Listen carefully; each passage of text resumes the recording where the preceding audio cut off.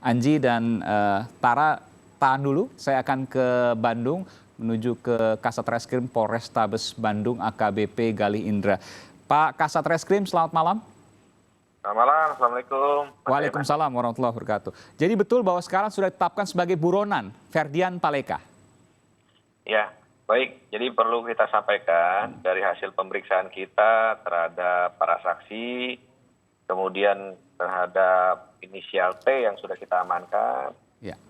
kita merasa cukup untuk menaikkan status dan kita buatkan DPO untuk dua orang tersebut. Iya, DPO itu artinya buronan ya Pak Kasat ya? Ya, daftar pencarian orang itu kepanjangannya. Iya, iya. Pasal yang dikenakan adalah pasal Undang-Undang ITE soal penghinaan, betul? Iya, betul. Dengan ancaman hukuman 4 tahun penjara, betul ya?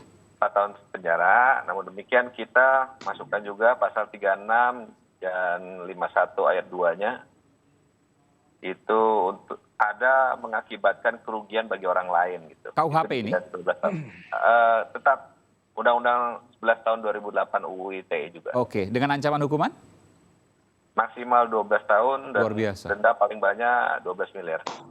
Luar biasa. Ini yang kemudian yang lebih berat dibanding penghinaan tadi.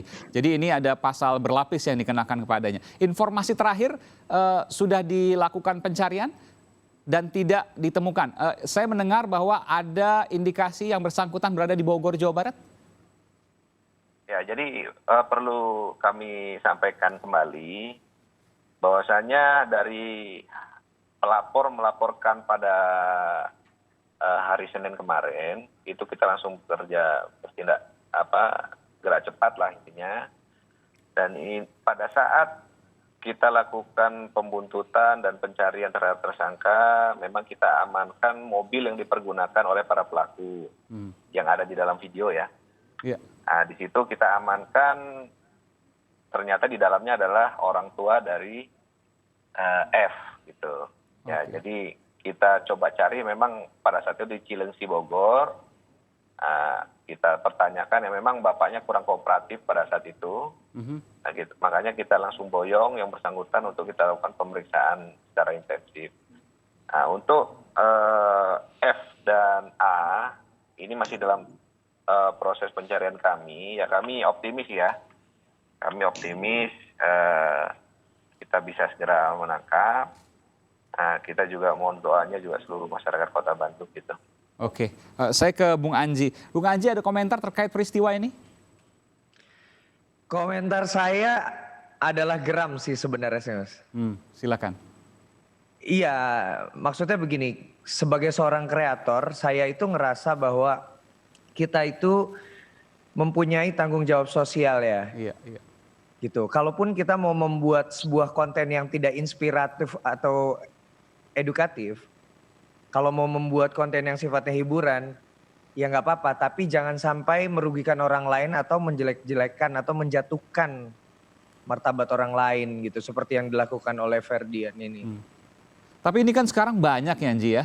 Jadi ada prank yang kita pernah lihat sebelumnya, pocong-pocongan misalnya. Ada ibu-ibu yang sampai luar biasa marah, beruntung ya nggak sakit jantung. Ada yang macam-macam juga. Kebetulan hari ini kita mendengar prank yang kemudian memberikan bantuan seolah-olah sembako, tapi ternyata diisi sampah yang kemudian kita lihat sampahnya pun diambil dari tong sampah.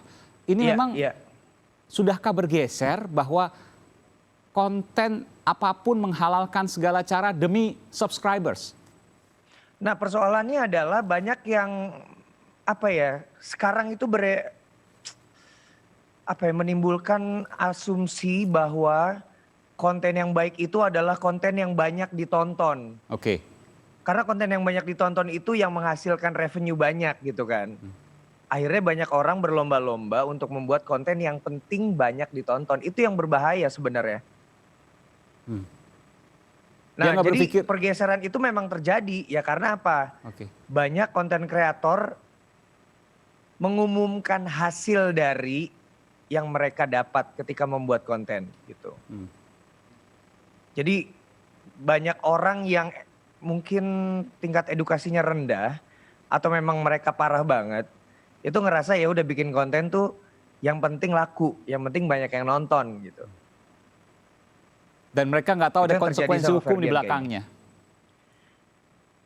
Sepertinya memang begitu, mereka nggak tahu karena memang selama ini kayaknya nggak banyak deh konten kreator yang sampai diamankan sama polisi deh. Kebanyakan mereka mendapatkan sanksi sosial aja sih. Lalu mereka minta maaf, ya udah selesai. Makanya kalau sampai Ferdian ini dihukum oleh polisi, menurut saya itu harus. Gitu. Ya. Supaya ada efek jerah dan juga contoh untuk teman-teman yang lain. Supaya membuat konten itu jangan asal-asalan. Oke. Nggak apa-apa kok hiburan, prank juga nggak apa-apa kok, banyak. Ada Left for Life, That Was Epic, Prank Network, Crazy Prank TV. Di Indonesia ada David Beat, ada Angga Chandra. Ini menarik. Kalau prank misalnya, prank apa yang aman? Jadi menurut Anda prank itu nggak apa-apa, tapi harus tahu batasannya. Gini, sebenarnya prank itu banyak yang settingan loh. Oke. Karena pada dasarnya prank itu dibuat untuk hiburan. Dan biasanya itu settingan, kebanyakan prank, mayoritas itu adalah settingan. Ya untuk ketawa-ketawa kita juga sering lah ngelihat yang seperti Left for Life itu. Iya. Yang udah mulai di TV juga dulu banyak banget kan. Kalau di pesawat juga ada kan programnya. Betul. Yang tanpa ada perbincangan ya. Hanya Ya, visual cuma kita saja. ketawa-ketawa kan nontonnya Ya. gitu. Itu kan prank juga. Jadi Anda mau menyarankan kalau prank jangan pernah spontan. Harus kemudian disetting. Enggak sih, saya nggak menyarankan seperti itu. Karena yang saya lakukan seperti konten sidak yang ada pengamen membawakan lagu saya, tiba-tiba saya datang gitu. Walaupun itu bukan prank, tapi itu banyak yang menganggap prank. Dan itu tanpa settingan gitu. Oke. Saya juga harus Gak apa-apa konfirmasi. sebenarnya tanpa atau iya. Iya. Saya konfirmasi ke Pak Polisi nih, Pak Kasat. Pak Kasat, kalau prank itu apakah cenderung bisa memunculkan proses hukum? Bisa melanggar hukum? Ya, jadi kita harus melihat dulu dari apa yang sudah mereka lakukan, dari hasil pemeriksaan-pemeriksaan. Kita harus melihat dari unsur-unsur apa yang ada di pasal yang ada di UU ITE. Ya, jadi kita juga perlu tahu bahwasanya untuk UU ITE itu masih dalam delik aduan itu. Iya. Nah, jadi itu juga bisa menjadi acuan. Oke. Jadi saya punya bayangan begini, kalau seandainya dilakukan settingan tentu aman karena dua-duanya sudah tahu. Tapi kalau spontan maka ada potensi ketika yang satu merasa dirugikan dan ia lapor ke polisi maka bisa diproses hukum. Ya, secara garis besar seperti itu.